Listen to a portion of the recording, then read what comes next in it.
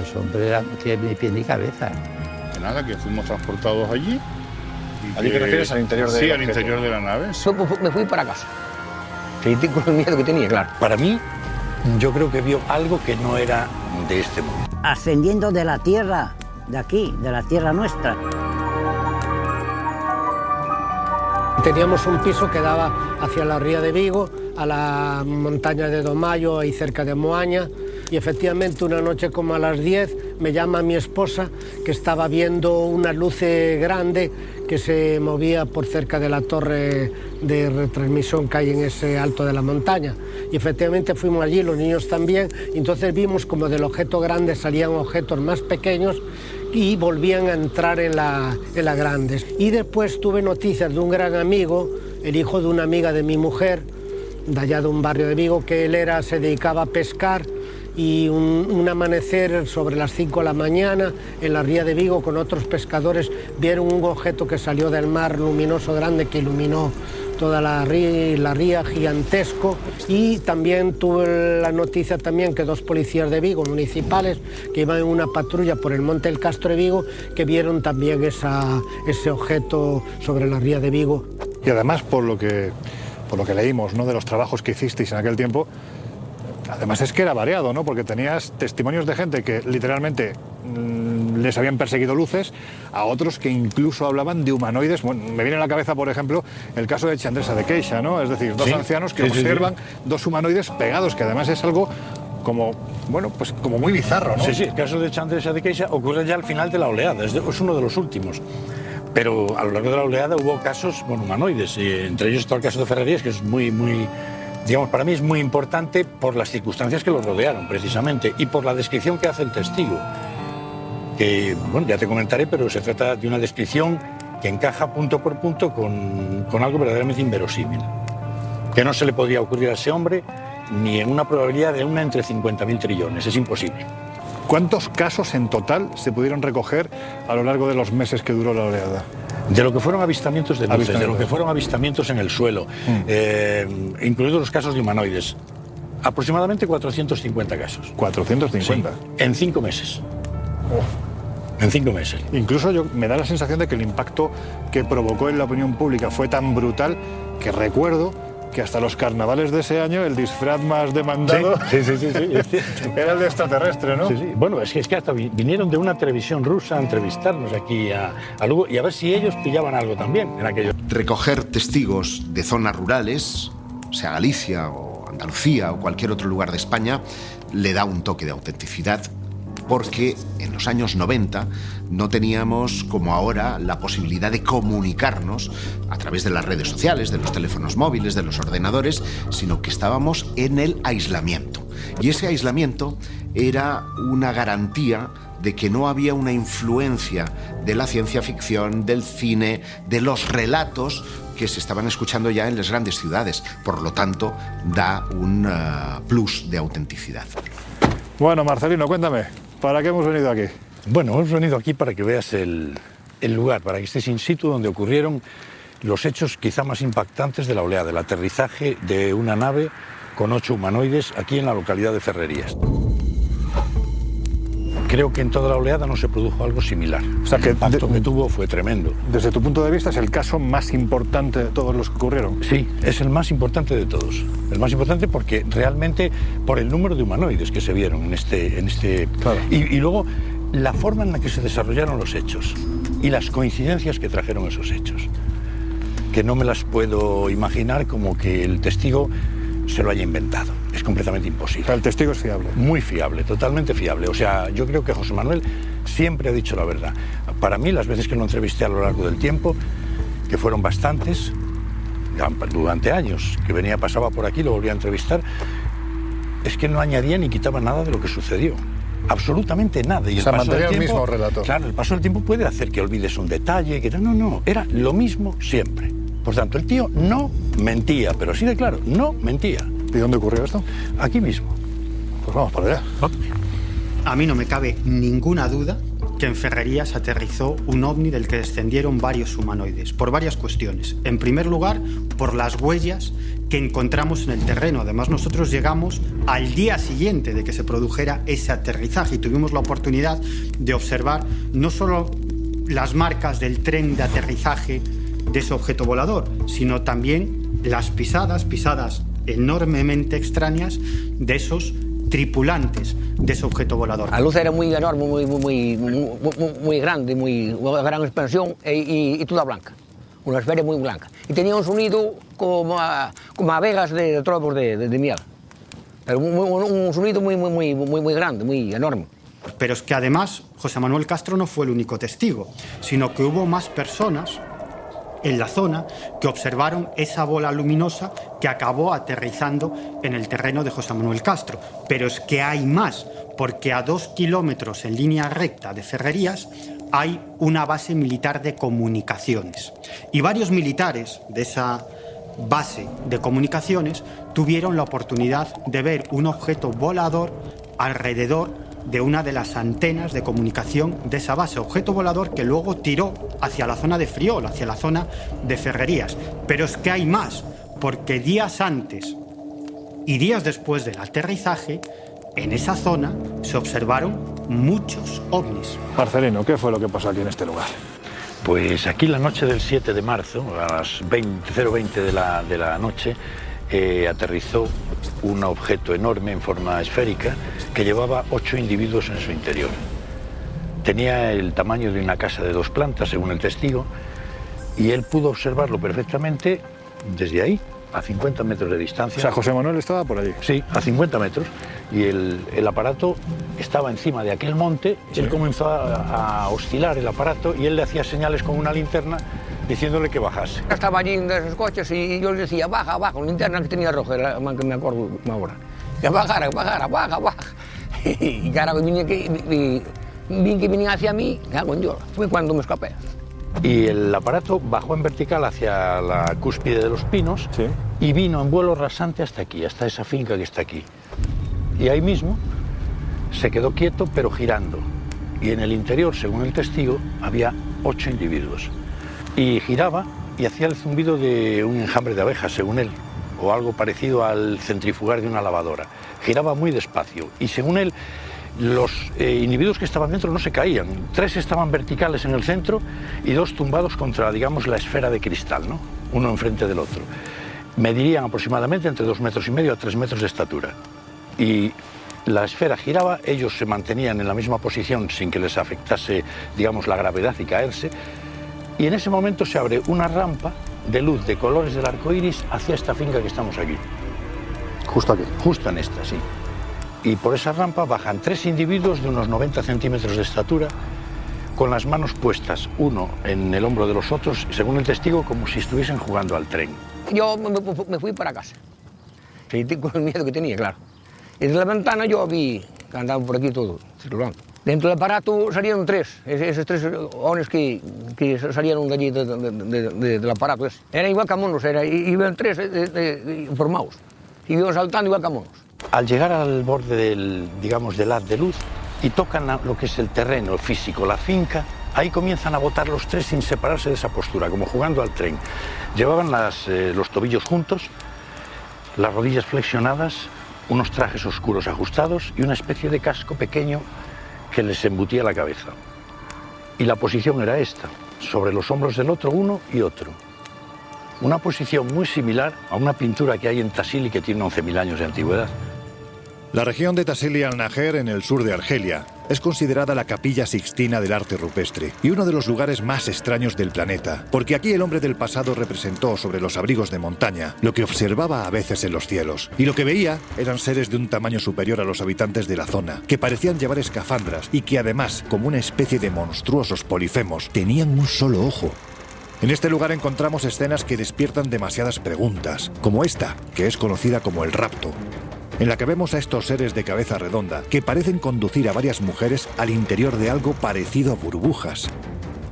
Pero la que nos interesa es esta. Son varios seres, los dioses de aquellas gentes hace miles de años, que parecen ir en fila y que se asemejan sospechosamente a lo que vio José Manuel Castro. ¿Cómo es posible? ¿Cuánto dura la experiencia aproximadamente, el avistamiento? El avistamiento pudo durar como mucho unos 3 o 4 minutos. ¿Que ya es tiempo? Sí. Claro, es que te pones a pensar y es que, tal y como lo describe, es decir, un objeto flotando, bajan unos señores de 90 centímetros, empiezan a saltar uno detrás de otro, haciendo el trenecito, se van hacia un riachuelo que hay allí. Es que es tan absurdo que alguien no se puede inventar eso. eso. Es surrealista, y es que alguien podría inventarse una cosa así, pero que coincida la descripción que él hace de esos pequeñitos. Exactamente las vestimentas, cómo se bajan, cómo van unidos unos a otros, con algo que está pintado en las cuevas de Tassili, datadas esas pinturas, como tú bien sabes, de hace unos 10 o 11.000 años, también esa casualidad a mí no me encaja. Claro. O sea, José Manuel aquí vio lo que vio, no miente, está diciendo lo que ha visto. Yo me pregunto cómo José Manuel pudo, sin conocer, porque me consta que no conoce las pinturas de Tassili, hacer una descripción tan exacta de esas pinturas en los elementos que bajaron aquí en su finca. Bueno, yo creo que la respuesta en este caso es porque vio algo muy parecido, ¿no? Lo vio tal cual, tal cual. Y entonces estos individuos, una vez abandonan el haz de luz, empiezan a botar muy deprisa, sin separarse entre ellos, y se dirigen hacia el fondo de la finca, que hay un regato. Ahí les pierde la pista. Por la mañana siguiente, él va a buscar a su hermano y vienen aquí, es cuando encuentran el reguero de huellas que bajan hasta el río, las pequeñitas. El día siguiente vine a ver el rastro, que había lá de esa noche heló, y se veía el rastro de ellos como nada. Y de otra cosa no era, que eran de ellos. Las pasadas eran así, largas y estrechas, como a 2 dedos, no eran muy anchas, eran estrechas. Y luego aparecen unas huellas grandes de un solo ser, de una zancada de 1,40 m aproximadamente, que se dirigen hacia el centro de la finca. Y en esas, digamos, huellas que dejó, eran de 19 centímetros de profundidad y 32 de largas, ese pie nosotros lo rellenamos con escayola y sacamos los moldes. ¿Hicisteis moldes? Sí, esos moldes los llevamos a la Universidad de Santiago. ¿Cómo eran esas huellas? Eran como 3 dedos grandes que se penetraban en la tierra y una parte trasera que venía a coincidir en el talón, donde había una protuberancia como si también se ajustase al terreno. Más que, digamos, un pie desnudo, parecían las improntas de un zapato de agarre al terreno, de algo especializado para eso, para agarrarse al terreno al pisar. Y en la Universidad de Santiago, en el Departamento de Zoología, no supieron decirnos, después de consultar un montón de libros sobre huellas de Europa, de animales, de qué animal se podía tratar. Es muy difícil que sea una invención de una persona, es decir, tenemos desde una base militar, tenemos desde una pobre chica que también lo ve a unos metros, tenemos en pueblos vecinos como Sarriá que también tienen este tipo de avistamiento, entonces parece muy extraño que todo el mundo coincida a inventarse la misma historia de la misma manera y en el mismo momento, ¿no? Hubo 2 testigos más, pero que no vieron a los humanoides, lo que vieron fue la esfera que merodeaba por esta zona. Uno es una señora que vivía en aquella casa, que oyó los gritos de José Manuel diciendo bajad, bajad y haciendo así con la linterna, y otro fue una señora que tiene un negocio de hostelería y había salido fuera a una bodega a buscar vino y vio la esfera en la zona que se dirigía hacia el alto de Portonovo. Era una esfera, según ella, a esa misma hora, exactamente, inferior a la luna llena, pero de color completamente anaranjado, que es la descripción que nos hacía el testigo a nosotros cuando la vio ahí. Con lo cual no estamos hablando de una alucinación de José Manuel, sino que realmente... 2 personas sí que vieron esa esfera. Pois a ver, eu estaba, como facíamos moi a menudo, collendo auga nunha fonte que é ali cerquiña. Estaba guardando as garrafas no maletero do coche. E nada, mirei para arriba e vin unha cousa en forma de rombo, con 4 luces, con 4 focos nos extremos, de luz blanca. E así en un principio desto que non o pensas, pensei que era un avión. Seguín colocando as garrafas no maletero e deime conta, non? Digo, jolín, para ser un avión teria que facer un ruido tan baixinho, o sea, oír tan baixo, tiña que facer un ruido exageradísimo, non? Eso foi o que máis me chamou a atención, o que me fixo volver a levantar a cabeza e mirar, digo, non pode ser un avión, que va, imposible. Houberan salido todos os veciños a fora. O seguinte fin de semana, cando vin a prensa, pois o que decían que pasaran ferrerías, pois está como a 2 kilómetros de onde estaba eu, en Cotá, guardando a auga. Marcelino, tú el caso lo has investigado en profundidad, has mantenido contacto, de hecho, con el testigo, con la familia, prácticamente todo lo que fue aquella oleada tremenda, te la pateaste enterita con todos los casos. ¿A qué conclusión llegaste? ¿Qué crees tú que le ocurrió a José Manuel aquella madrugada? Para mí, yo creo que vio algo que no era de este mundo. nada, que fuimos transportados allí. ¿A qué te refieres? ¿Al interior del Sí, al objeto? interior de la nave, sí. Vamos a llamarlo objeto, nave, llámalo como quiera. Lo que sí recuerdo, y eso es muy, muy importante, como a las 4 de la mañana, de repente me despierto, me siento en la cama, me quedo sentado y digo, la luz. ¿Y cuándo se apagó la luz?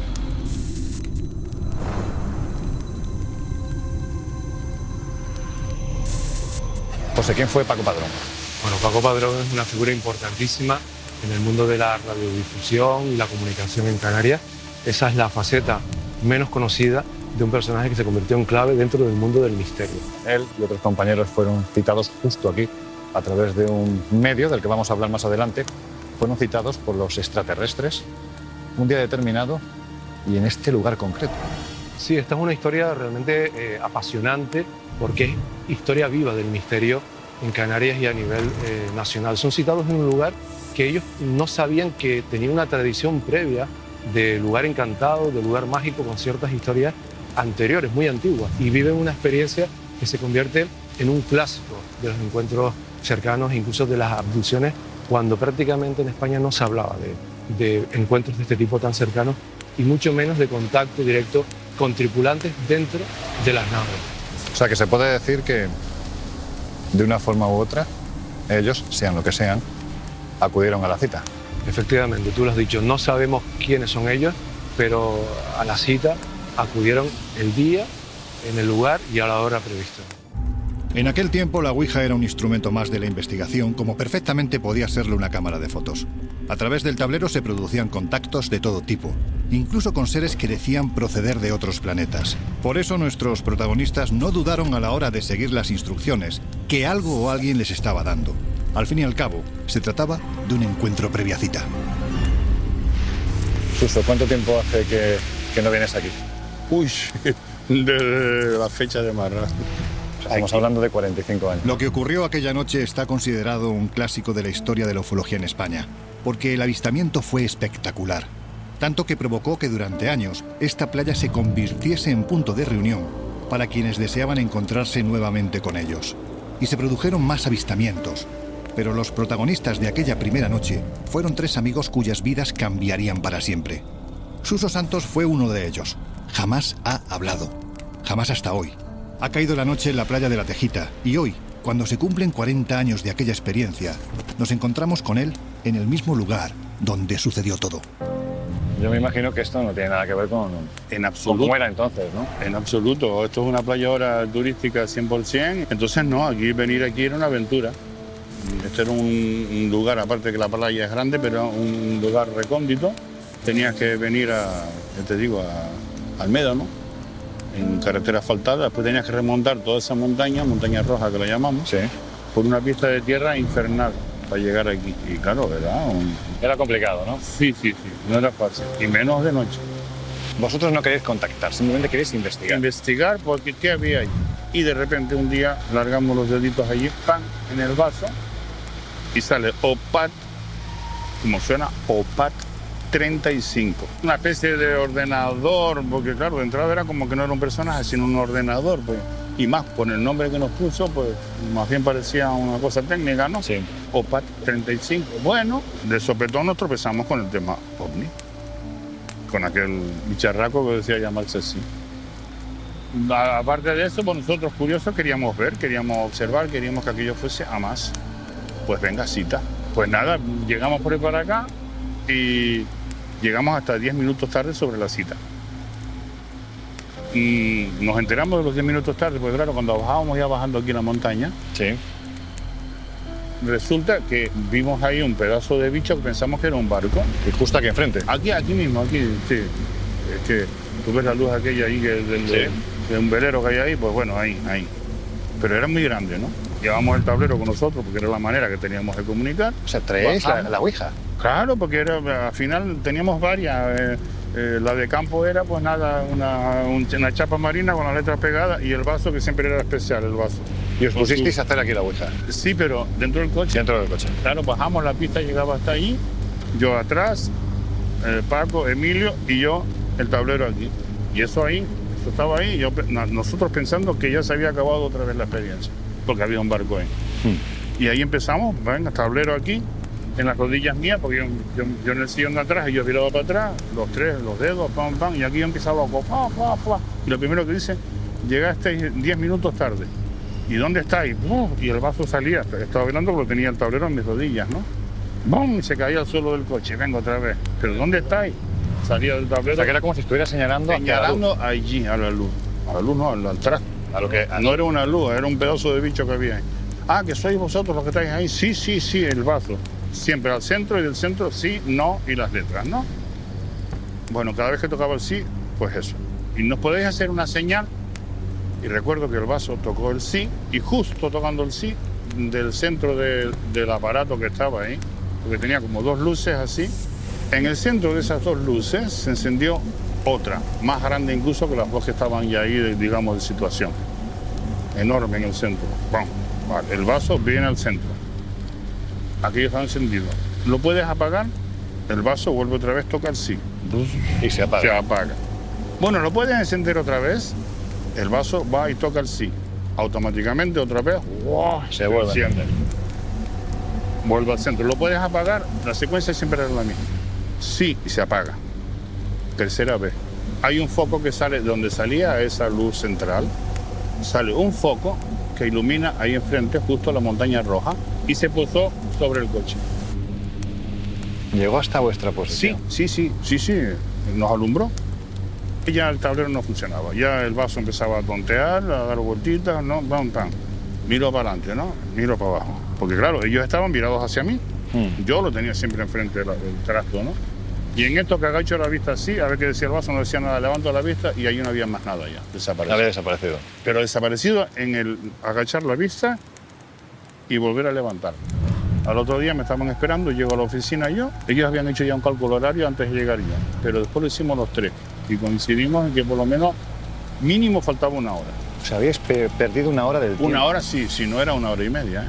Pero bueno, echándole tiempo, dándole tiempo al tiempo, regalándole al tiempo más tiempo, mínimo 1 hora. Creo que Paco Padrón se sometió a una sesión de hipnosis. Sí. ¿Qué fue lo que desveló esta sesión? Bueno, pues según decía Paco, que nada, que fuimos transportados allí. ¿Allí te refieres al interior de la nave? Sí, al interior de la nave, sí. Vamos a llamarlo objeto, nave, llámalo como quiera. Lo que sí recuerdo, y eso es muy, muy importante, como a las 4 de la mañana, de repente me despierto, me siento en la cama, me quedo sentado y digo, la luz. ¿Y cuándo se apagó la luz? ¿Cuándo se apagó la luz? El foco llegó, ¿te acuerdas? Sí. Se posó en el coche. El coche se iluminó, todo eso, pero nosotros no somos conscientes de cuándo se apagó esa luz. O sea, que es posible que toda la experiencia se produjese en el momento en el que se acercó esa luz y también hay el tiempo perdido. Claro. Suso.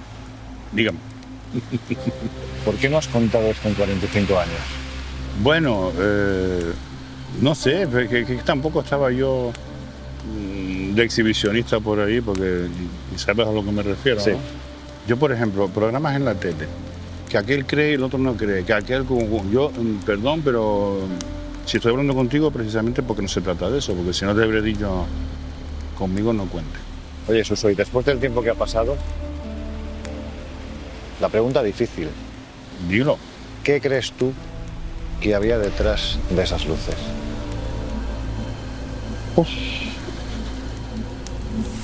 Allí había algo, con lo cual había alguien.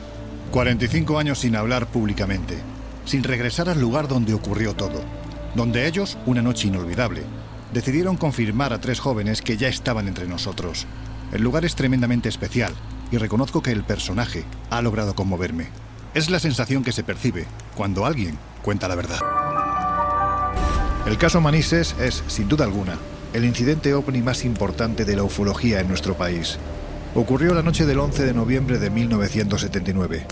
El comandante Javier Lerdo de Tejada, un piloto con muchas horas de vuelo en sus casi 15 años surcando los cielos del planeta, se tuvo que enfrentar esa noche a algo que nunca antes había visto. Frente a la cabina había unas luces rojas muy potentes que realizaban movimientos extraordinariamente veloces y que se aproximaban amenazantes.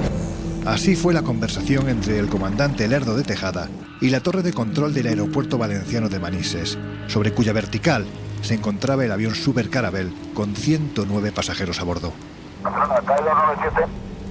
297, dígame. Confirmo que tenemos algún tráfico próximo a nosotros, a nuestra izquierda, aproximadamente unas 4 o 5 millas. 297, en negativo, no hay tráfico notificado. Tenemos dos señales de luces rojas, como ahora unas 3 millas a las 10 de nuestra posición. Aproximadamente a la misma altura. A las 10 de la posición, a unas 3 millas a la izquierda de su posición ahora. Afirmativo. Y 297, ¿me confirma las luces están en el mar o están en el aire? El avión es un tráfico y está aproximadamente a nuestra altura. Ahora estamos librando nosotros 250. Este tráfico andará por entre 23 y 26. Va 297, ¿me confirma si va en su misma dirección? Afirmativo, lo tenemos cada vez más cerca. La situación se volvió tan extrema, el riesgo de colisión era tan real, que el comandante Lerdo de Tejada tomó la determinación de realizar un aterrizaje de emergencia en el aeropuerto militar de Manises. Algo único en la historia de España. Barcelona, TAE 297, he incrementado el rate de ascenso a través de 280 y el tráfico sube mucho más rápido que nosotros y se acerca cada vez más. 297, recibido. Barcelona, TAE 297, pongo rumbo a Valencia. De acuerdo, ¿desea que llamemos a algún interceptor de la defensa? Si es posible, sí, información, porque el tráfico está a menos de media milla y ahora mismo ha bajado un montón. Ha bajado, ahora debe estar unos 3.000 pies por debajo de nosotros. De acuerdo, vamos a comunicar con defensa por si se ha ganado. De acuerdo, ahora mantengo 290, me voy al borde de Valencia. El piloto sigue sin entender qué es lo que está ocurriendo y cuando ya decide, pues primero elevar la nave y ve que aquellas luces le siguen, asustado lógicamente por el peligro que eso puede comportar para el vuelo, decide hacer un aterrizaje de emergencia en Manises, en Valencia. Hubo, si no recuerdo mal, como 40 testigos, entre ellos el director del aeropuerto, Morlán, y bueno, ellos vieron varios objetos moviéndose en la zona, sobre el aeropuerto, e incluso en un momento determinado ellos encienden las luces de pista porque piensan que se trata de un tráfico que va a tomar tierra. Cuando ya el supercarabel de la compañía TAE está en aproximación al aeropuerto de Valencia y se ha desviado de su ruta, los controladores le piden a Lerdo de Tejada si creen oportuno que un interceptor de la defensa despegue para tratar de identificar a ese objeto que ha llegado a situarse a media milla de distancia. Y en la base de los Llanos, en Albacete, está preparado para salir el capitán Fernando Cámara. Fernando Cámara me contaba que lo que más le impactó no fue ver los ovnis o perseguirlos, no, sino que cuando él pensaba voy a activar la filmadora del avión, la filmadora quedaba colimada, anulada. Y decía, es imposible, si yo desde que lo pienso al momento que activo la filmadora pueden ser centésimas de segundo. Ya lo sabían o me leían el pensamiento y colimaban, anulaban la filmadora. La geometría de armamento exactamente igual, el radar exactamente igual, todo. Eso fue lo que más le asustó a Cámara. Uno de los testigos de excepción de aquella inolvidable noche fue el director del aeropuerto de Manises, el señor Manuel Morlán. Hace bastantes décadas que no concede entrevistas a los medios de comunicación y precisamente por eso mismo nos hemos ido a hablar con él. Miguel Morlán era el responsable del aeropuerto el día que ocurrió todo y nunca antes hasta ahora había concedido una entrevista. Él mejor que nadie sabe qué ocurrió la noche que los ovnis persiguieron a un avión comercial en el espacio aéreo español. Y ahora nos lo cuenta en exclusiva. Don Miguel, ¿qué cargo desempeñaba usted en el mes de noviembre del año 1979? Director del aeropuerto de Valencia. Por lo tanto, podemos decir que era usted la máxima autoridad civil del aeropuerto. Sí, sí. ¿Y diría usted que aquello que ocurrió aquella noche era algo normal, que tenía explicación? No, imposible. ¿Qué se le pasa a usted por la cabeza cuando de repente le comunican que hay un avión con 100 pasajeros a bordo que se ve obligado a aterrizar en el aeropuerto que usted dirige porque le están persiguiendo unos ovnis? ¿Qué se le pasa a usted en ese momento por la cabeza? Me llamaron, ¿sabes? Y me dijeron eso, que había los ovnis que les pegaban las pasadas para arriba y para abajo, que iba a más de 10.000 kilómetros por hora, que les sabe.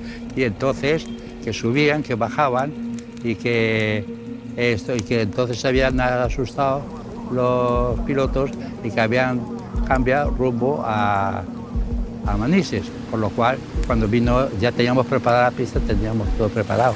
Lo que tenía que hacer era dejar la pista limpia para aterrizar el avión. Se habló en algún momento de la visión de un objeto, pero realmente había más, ¿no? Bueno, eran la nave y los 4. Estamos hablando, por lo tanto, de 4 objetos. No, de 5. De 5 objetos. Claro. Lo que pasa es que de los 4, 2 fueron los que siguieron a cámara y los otros 2, uno se fue hacia Madrid y el otro fue hacia Palma, porque los del radar de Palma lo vieron allí. De lo que le voy a preguntar ahora se ha escrito muchísimo. Yo creo que si hay alguien que me puede sacar de dudas es usted mismo. ¿Fueron detectados estos objetos por el radar? Sí, claro, de Itana. Yo ya, cuando llegó el avión ya lo sabía, porque yo inmediatamente, nada más salir, solamente en cuanto llegaron los ovnis encima de Palma y giró, ya inmediatamente me llamaron y dio la casualidad que en ese momento estaba yo en la oficina de tráfico del aeropuerto por la noche. ¿Y esos objetos en el radar se veían, esas evoluciones que hacían? Sí, todo. En el radar de Itana. Miguel, entonces entiendo que la decisión de solicitar un scramble, es decir, que un caza saliera en misión de intercepción de este objeto desde la base de los Llanos, fue suya. Sí, claro. ¿Y qué fue lo que ocurrió durante el vuelo de ese caza? ¿De ese caza? Hombre, pues cámara siguió a 2, porque los otros 2, ya te digo que se fue uno para un lado y otro para otro, ¿sabes?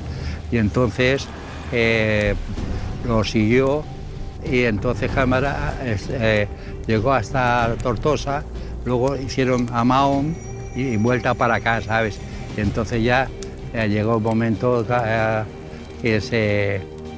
que cogió y se estaba acabando el combustible y se fue. Fueron momentos tensos, pero entonces ocurrió algo que nunca antes se ha contado en ningún medio. Aquellos objetos tomaron tierra. Y hay más. Hay que decir que hay un momento en el que estas luces extrañas se sitúan sobre el cielo del aeropuerto. Y ustedes encienden las luces, entiendo que en ese momento pensando que se trataba del TAE que iba a aterrizar, pero sin embargo no era el TAE, ¿no? No, sabíamos que venían detrás. Sabían que venían detrás. Claro. Y luego luego después a las 3 de la mañana, los 4, antes de aterrizaron en la pista transversal del aeropuerto y el teniente, que era un meteorólogo que había en la base, nos llamó por teléfono y en el mismo que estaba hablando, ya se están yendo ya. O sea, aterrizaron los 4 en la pista transversal. Hubo mucho profesional, ¿no?, que trabajaba en el aeropuerto, que ese día, por ejemplo, Salvador Tomás, ¿no?, que creo que era el jefe de seguridad, que observó en los cielos perfectamente lo que estaba ocurriendo. ¿Usted también lo vio? Sí, pero si eso estaba Salvador Tomás, pero estaba las órdenes mías. Y estaba, por cierto, mi hijo también, ¿sabes?, que estuvieron viendo y sobre todo vieron perfectamente lo de la nave que giró. Cuando por fin el avión aterriza, ¿usted habló con el comandante Lerdo de Tejada y con Ramón Zuazo? Instantáneo, estaba esperándole en la oficina de tráfico. Venían pálidos. Es lo que le iba a preguntar, ¿cómo estaban ellos? Pálidos.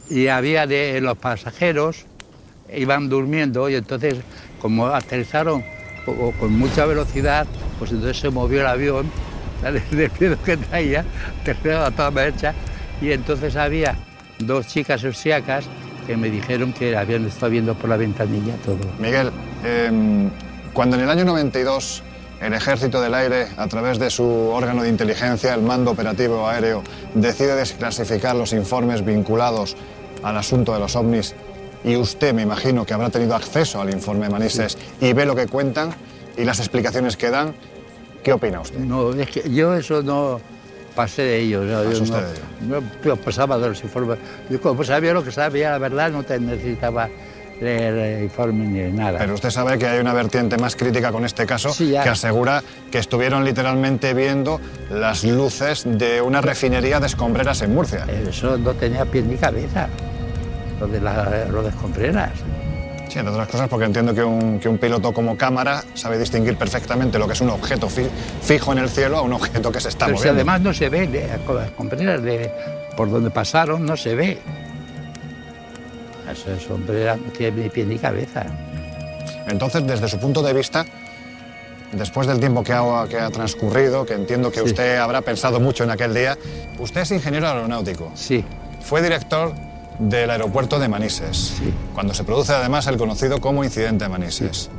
¿Lo que ocurrió aquel día no era terrestre? Por supuesto. En pleno siglo XXI da la sensación de que la tecnología supera cualquier cosa que podamos imaginar. Y aún así, los pilotos no siempre pueden explicar qué les sucedió ese día, en pleno vuelo, que les marcó la vida para siempre. Juan Reyes, comandante con más de 30.000 horas a sus espaldas, es un buen ejemplo de ello. Juan, si te parece, vamos a remontarnos por unos instantes al año 1997. Tú estabas realizando el vuelo Nueva York-Madrid y cuando estabas a punto de llegar a destino, a eso de las 4 de la mañana, ¿qué fue lo que ocurrió? Cierto, el 12 de marzo del 97, estamos regresando en el vuelo AEA 118 de Nueva York a Madrid, y a las 4:14 de la mañana me alerta el copiloto, señor Tomeu Salvá, de algo fuera de lo normal, enfrente y debajo de nosotros. Nuestra altura era de 39.000 pies, 11.800 metros, y en una posición geográfica a 50 millas, 92 kilómetros al oeste de Vigo, sobre el mar. Según has comentado en alguna ocasión, aquella noche, digamos que no había nada que pudiera distraer vuestra atención, era una noche clara. ¿Qué fue lo que visteis exactamente? El objeto que nosotros vemos, delante, es un objeto redondo, grande, muy grande. Fue impresionante porque, nos asustó el tamaño que tenía. Y de color, con dos focos en el centro, muy iluminado con esos dos focos, una luz muy fuerte, hasta el punto que te diría que la luz casi que nos alumbraba a la altura del avión, cuando ya lo sobrevolamos, ¿no? Alrededor se veía el perímetro perfectamente delimitado a través de una como ligera capa de nubes o humo. No se podía apreciar bien, ¿entiendes? Pero sí era debajo. Yo calculamos que sobre el agua. Claro, yo me imagino que en esos instantes os quedasteis pensando, pero bueno, ¿esto qué demonios es, no? Cuando yo veo eso, pues llamo al Control Madrid y le pregunto si hay algún NOTAM. Un NOTAM es una publicación que se hace en aviación para cuando va a suceder algún entrenamiento, alguna maniobra, alguna delta que está activa que no se puede sobrevolar. Una delta es un área donde no podemos entrar cuando están los militares haciendo ejercicios de tiro o lo que sea, ¿no? Y me dice que no hay ninguna maniobra ahí que se sepa, que no hay nada, no tenemos ninguna información. ¿Y qué es lo que usted ve?, me dice. Entonces yo le digo que veo un círculo que está enfrente y debajo, aproximadamente de unos 40 por 40 kilómetros. 40 por 40. Pero ese tamaño es brutal. 40 por 40, sí. O sea, porque yo le digo que es como la isla de Gran Canaria vista de 39.000 pies. Eso es lo que yo dije que en su día, que está grabado y está en ese informe, en ese famoso informe que a fecha de hoy todavía sigue clasificado, aún no se ha desclasificado. Hay que decir, Juan, además, que si por si acaso había alguna duda, la confirmación de que había algo extraño que estabais viendo la dio precisamente un Iberia que volaba unas millas detrás de vosotros, ¿no? Sí, efectivamente, detrás viene un Iberia 10 minutos más tarde y pasamos ya a otra radio. A las 4:30 de la mañana llama el Iberia y dice: Madrid, toda la información que te dio el Europa 118 es 100% correcto. O sea, él ratifica todo, lo cual quiere decir que el aparato estaba estable, no estaba en movimiento, estaba estable. Los pilotos, ya sean civiles o militares, así como el personal de tierra relacionado con la aviación, nos aportan los datos más serios, más incontestables de la realidad del fenómeno OVNI. Es obvio que a día de hoy no sabemos exactamente qué son los OVNI. Podemos tener 1000 teorías, pero la realidad no la sabemos.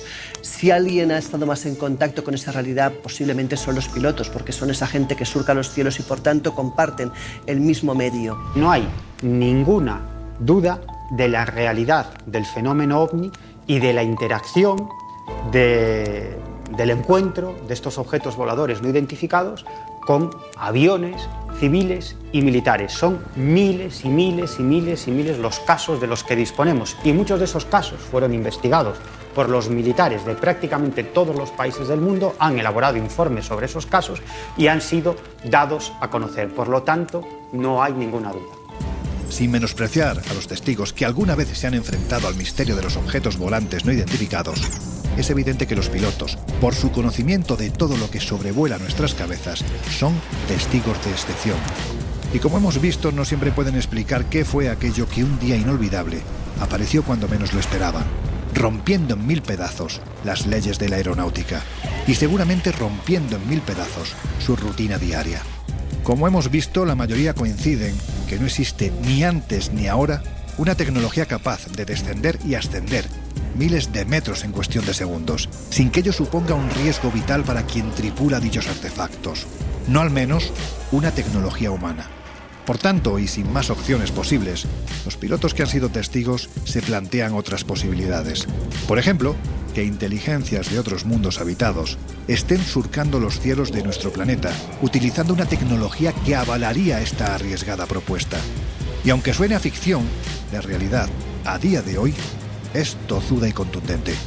No en vano es muy probable que en estos mismos instantes, en algún rincón de nuestro cielo terrestre, un piloto que vuela tranquilo esté a punto de encontrarse con algo que romperá sus esquemas para siempre. Y entonces llegará el momento de empezar a hacerse muchas preguntas, para las que de momento nadie tiene respuesta.